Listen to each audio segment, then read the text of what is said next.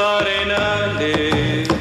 Dígame, estimado Rodrigo, ¿y quién era esta chica, digamos, que cantaba de esa manera cuasi revolucionaria en este espacio tan conservador? En este espacio tan conservador... Sí, porque yo de un momento a otro cambio. Tengo una especie de ciclotimia en la de que paso de ser revolucionario bolchevique dentro de una trinchera a anarcocapitalista. A anarcocapitalista y a libertario de los de hoy. Majo Leiva es el nombre de la cantante. El tema es relativamente viejo, o sea, debe tener unos 12, 13 años. El tema se llama El Despojo. En realidad está relacionado más que nada por el nombre, porque hay muchos tipos de despojo.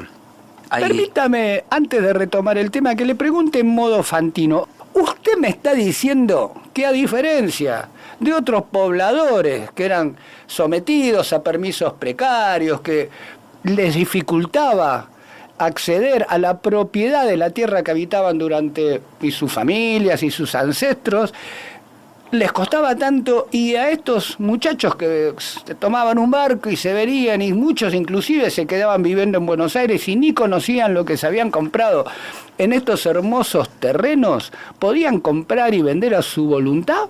¿Usted me está diciendo eso? Claro. Mirá que estás al aire, diría Fantino. Mirá que estás al aire. Sí, exactamente. Es así como usted dice. Estos pobladores estaban sometidos, como usted dice, a permisos precarios. No estos pobladores de los que estamos hablando, no. Ted Turner, sino los pobladores de la zona de Traful. En cambio, estos estancieros eran estancieros con papeles y no tenían ningún problema. Usted vio que generalmente los despojos son resultado de estructuras de poder desiguales, ¿no? Están muchas veces vinculados a intereses corporativos.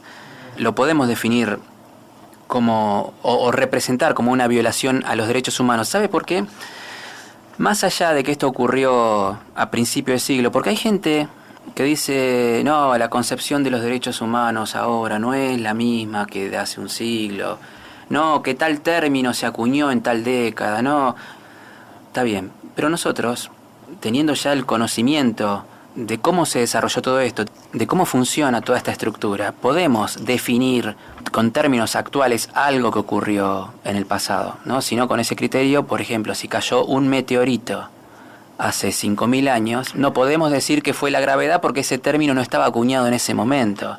Digo yo, estoy exagerando. Pasó antes de que... Podemos definir genocidios a lo largo de la historia de la humanidad sin que haya estado acuñado el término genocidio, porque ahora los podemos identificar con ese término. En este caso específico uno puede decir, ¿por qué esta gente tiene tantos miles de hectáreas conseguidas a precio vil? Este Turner vino de Ohio. Y gente que ha nacido no solamente en esta zona, sino en este país, en este continente, no puede acceder a 240 metros cuadrados, por eso le decía, que es un lote mínimo. Por eso le decía que son...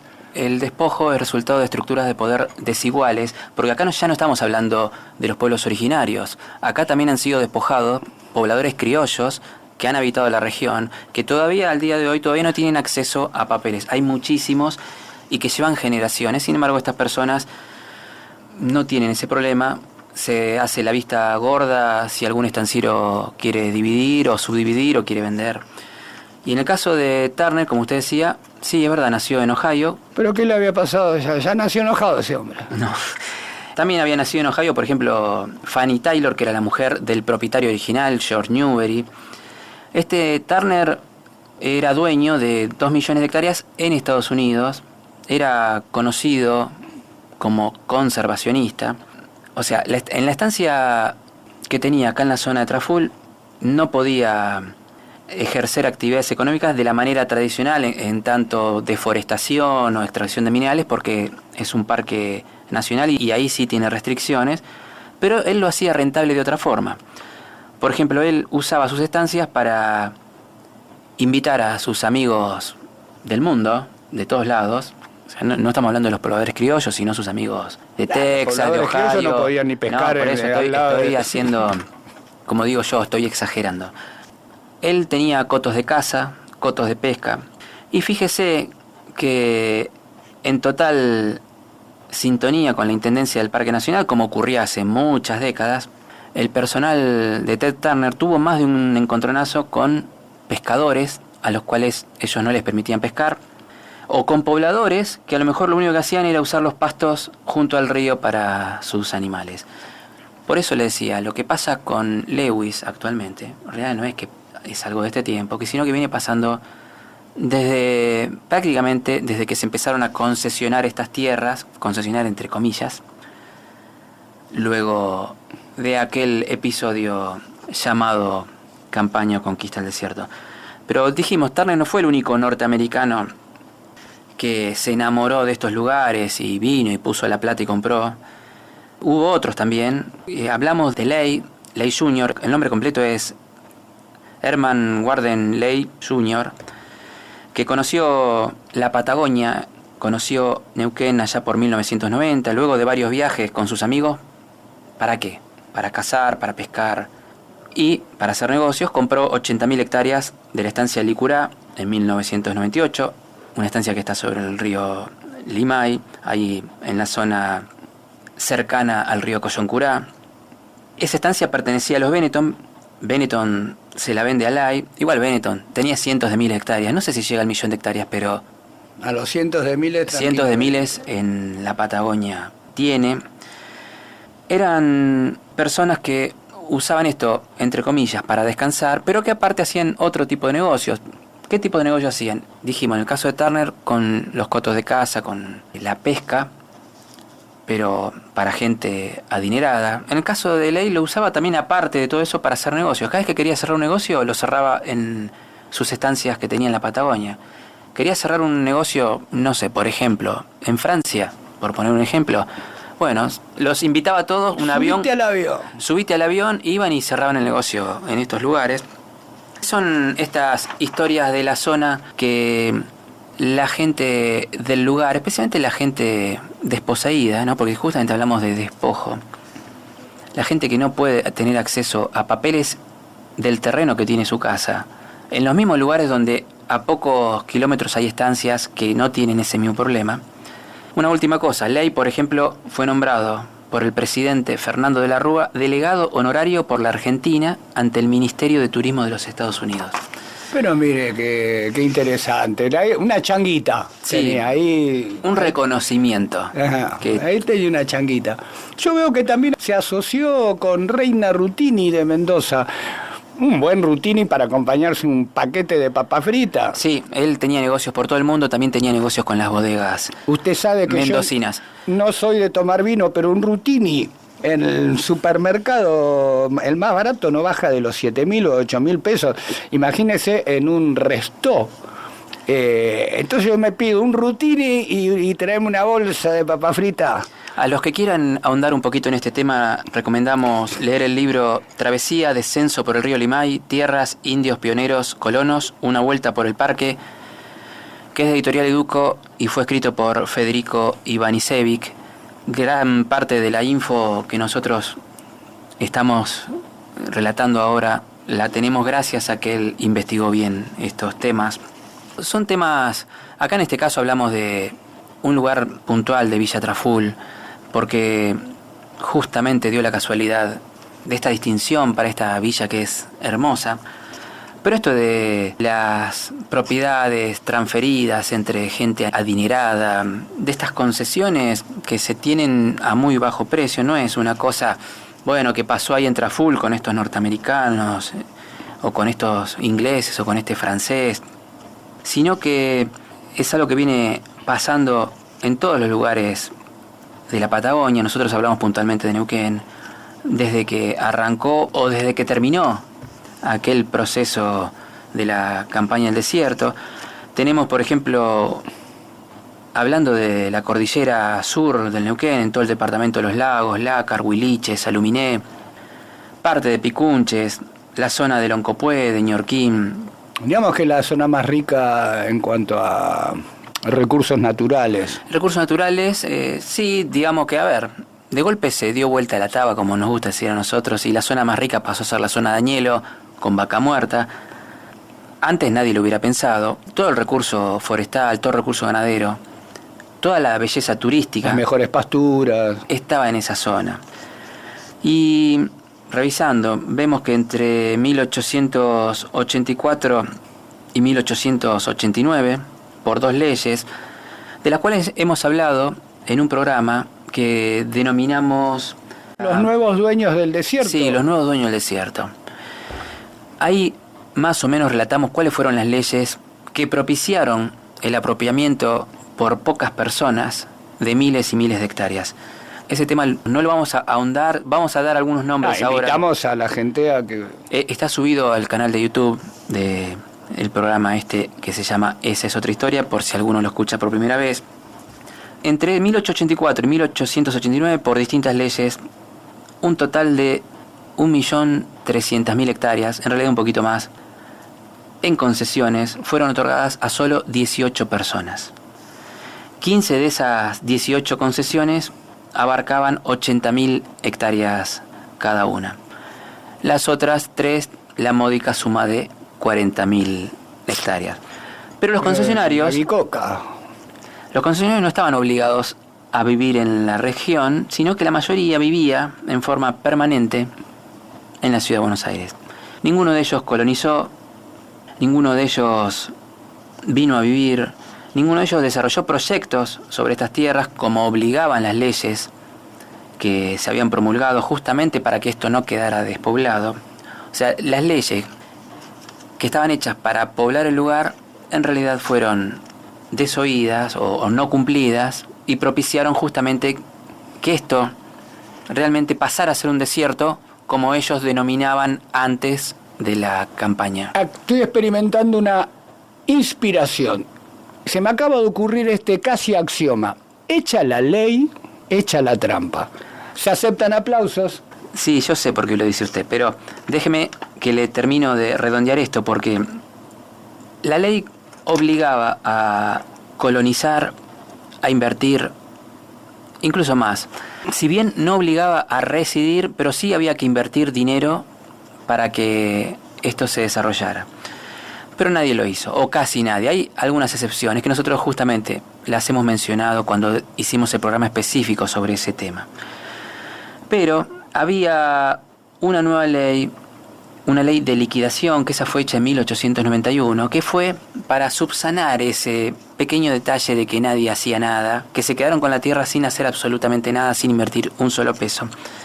Entonces hubo una ley de liquidación donde las personas que no habían invertido nada, que no habían hecho absolutamente nada, se podían quedar igual con todas las tierras devolviendo la cuarta parte. Eso es un despojo. O sea, yo tengo 80.000 hectáreas a las que ni sé, los que ni sé no están porque yo vivo en Buenos Aires y viene alguien y me dice que tengo que perder 20.000 así de un plumazo. Eso es un despojo. Uno podría decir, bueno, de buena fe, el Estado, el espíritu de la ley, quería, no se cumplió. ¿Cómo hacemos para a estas 18 personas sacarles esas tierras, ese 1.300.000 hectáreas, sin que se enojen? Porque no sea cosa. Bueno, entonces sacamos una nueva ley donde ellos tienen que devolver la módica suma de la cuarta parte, que aún así muchos de ellos no devolvieron. No. Entonces, ¿cuál era el nuevo compromiso con esa ley de liquidación, aparte de devolver la cuarta parte? Era que de lo que quedaba, de las 3/4 partes que quedaban... Algo tenían que hacer. Algo tenían que hacer, sí. Entonces, era la obligación de incorporar capital en forma de hacienda, ganado, mejoras. O sea, tenían que invertir dinero. Pero no le decía, lo tienen que hacer ustedes. O sea, tienen que invertir dinero. Entonces, generalmente lo que hacían estos propietarios de tierra, decían, no, yo ahí no pongo un mango, es mío, no pongo un mango, no voy a cumplir la ley. Tengo que dibujarla para que parezca que la estoy cumpliendo. Entonces, ahí empezaron los arrendamientos. Gente que sí tenía ganado, gente que sí tenía capital para invertir, se la arrendaban, se la alquilaban. Entonces, esa era la gente que ponía el capital. Los dueños seguían siendo los otros, los originales concesionarios, y estos nuevos que venían, ponían capital, ponían ganado, ponían mejoras, alambrados, pasturas, caminos, o sea, hacían todo el trabajo económico. Cuando le pedían a los concesionarios, a ver, demostrar que vos estás invirtiendo, sí, mirá, acá mostraban todo el trabajo de los arrendatarios que en realidad le pagaban a ellos para hacer ese trabajo. O sea, no perdían nunca. Pero suponiendo que el negocio no generara suficiente entusiasmo, que dijera, no, con esto de los arrendamientos tengo que trabajar mucho porque... Tengo que andar vigilando. Sí, entonces siempre podían transferir las tierras, hacer ventas encubiertas. Todavía no estaba permitido vender, pero hacían ventas encubiertas. Había muchas transferencias hechas y algunas, por ejemplo, estaban con un par de semanas de diferencias entre unas y otras. O sea, todo como tratando de dibujar una situación que era media irregular. Después muchos de esos campos pasaron a manos de sociedades ganaderas chilenas. Hubo una sociedad del cual a lo mejor hacemos algún programa algún día, que era la Sociedad Comercial y Ganadera Chile-Argentina, con sede en Puerto Montt, que llegó a tener 420.000 hectáreas en distintas estancias que adquirieron a muchos de estos concesionarios. Acá tengo el listadito de las estancias: Meliquina, Chacabuco, Quenquentreu, Sañicó, La Teresa y Coyoncurá. Y esta empresa proveía de curtiembres a saladeros chilenos. Acá estoy mirando justamente algunos datos de la Chile-Argentina, de esas colonias que no fueron, tituló Susana Bandieri en un capítulo de su historia de la Patagonia. Destinaban mucha carne al consumo interno de Chile y lo exportaban a Alemania. O sea, estas sociedades ganaderas chilenas llevaban la carne a Chile, la consumían en el mercado interno y la exportaban a Alemania. Ese era el gran negocio que tenían. Después esta sociedad, esta colonia que no fue, como dice Susana Bandieri, la Chile-Argentina, fue a manos de otra compañía chilena que se llamaba Sociedad Ganadera Gente Grande. Pero mire, nos queda poco tiempo. Le quiero tirar algunos nombres. Por ejemplo, entre los beneficiarios de esas transferencias de concesionarios propietarios originales, empezamos a ver apellidos que son parte de la historia argentina, de la historia de esa élite que gobernó el país. La casta de la época. Por ejemplo, entre los apellidos lo tenemos a Uriburu. Acuérdese que los Uriburu Castel estaban emparentados con Julio Argentino Roca. Como ellos estaban limitados por eso de que la ley decía que nadie podía tener más de 80.000 hectáreas, ¿qué hicieron? Bueno, 80.000 hectáreas yo, 80.000 hectáreas mi hermano, 80.000 hectáreas mi primo. Y entonces armaron una especie de empresa familiar. Cooperativa, familiar. Una pyme. No, una pyme no, pero lo digo... Llegaban a las 320.000 hectáreas en un abrir y cerrar de ojos. Sí, ¿no? estos eran los Uriburu Castel que estaban emparentados con Roca. Que después fueron despojados del 25%. Llegaron a tener 220.000 hectáreas. Pero empezamos a mirar los nombres y vemos muchos militares, muchos diputados de la época. Por ejemplo, acá estoy mirando el ministro del Interior de Carlos Pellegrini, Manuel Zorrilla, se quedó con 10.500 hectáreas en el departamento de Los Lagos, pero en otras zonas andinas tenía 80.000 hectáreas, en Río Negro tenía 36.000, o sea, tenía tierras por todos lados. Sigo mirando acá apellidos. No se detenga mucho que el operador está haciendo seña, diría mi abuela, como el penado 14. Ortiz Basualdo, Anchorena, Suberbühler, Bullrich, Mendiguren. Ajá. Apellidos que suenan conocidos. Estoy saltando varios que a lo mejor no son de los más conocidos, casi todos con doble apellido. Acá, por ejemplo, cuando le dije Suberbühler, esta familia, para que tenga una idea, en la década del 20, no digo las tierras que tenía en Neuquén, en la provincia de Buenos Aires, era una de las personas que integraba el selecto grupo de los que tenían más de 100.000 hectáreas, pero en la provincia de Buenos Aires, en la zona... Estas ni se contaban. Claro, exactamente. Después, por ejemplo, tenemos, otros apellidos, Pacheco Santamarina, que tenían tierras en Neuquén, más de 150.000 hectáreas en la provincia de Buenos Aires. O sea, había varios que tenían muchas hectáreas, algunos miles en Neuquén, pero muchísimos miles en la provincia de Buenos Aires. En la zona de Villa Langostura, por ejemplo, tenemos Antonio Lynch, dueño desde la década del 30 de la península Quetrihué, que estaba casado con una Uri Larrea. Acá tendríamos muchísimos nombres. Yo solo voy a pedir 10 segundos para decir lo siguiente, pues soy muy rápido con las matemáticas. Un terreno de 12 por 20 ocupa 240 metros cuadrados. Esto quiere decir que en una hectárea entran 41,3, o sea, 41 lotes más un tercio, ¿no?, de otro. Con lo cual me da la suma de que con 10.000 hectáreas se podrían construir 410.000 viviendas. Nos vemos el próximo programa, ¿sabe por qué? Azorados. Porque si no, nos van a echar. Hasta el próximo... Me han echado de lugares mejores que este. Hasta el próximo programa, estimado Jorge. Ellos vinieron, nos encubrieron, y aquí encontraron dioses que danzan.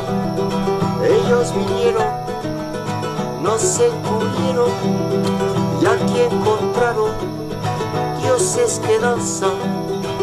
Y nos dijeron, cierra los ojos, dame la tierra, toma la Biblia, huelga de amores, huelga de amores, huelga de amores, en el paseo las flores, huelga de amores, huelga de amores, huelga de amores, en el paseo las flores. Vamos así, así vamos, así vamos. Patriotas importados, nativos sin oreja, patriotas importados, nativos sin oreja. La muerte grita tierra y el canto chacarera. La muerte grita tierra y el canto chacarera. Y nos dijeron, tiempo es dinero y en esta tierra sos extranjero.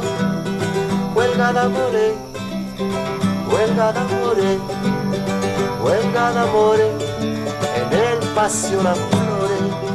Huelga de amores, huelga de amores, huelga de amores, en el paseo las flores.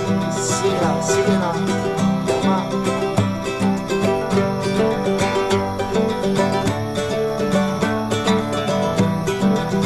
La historia escrita por vencedores no pudo hacer callar a los tambores. La historia escrita por vencedores no pudo hacer callar a los tambores. Huelga de amores, huelga de amores, huelga de amores, en el paseo las flores. Huelga de amores, huelga de amores, huelga de amores.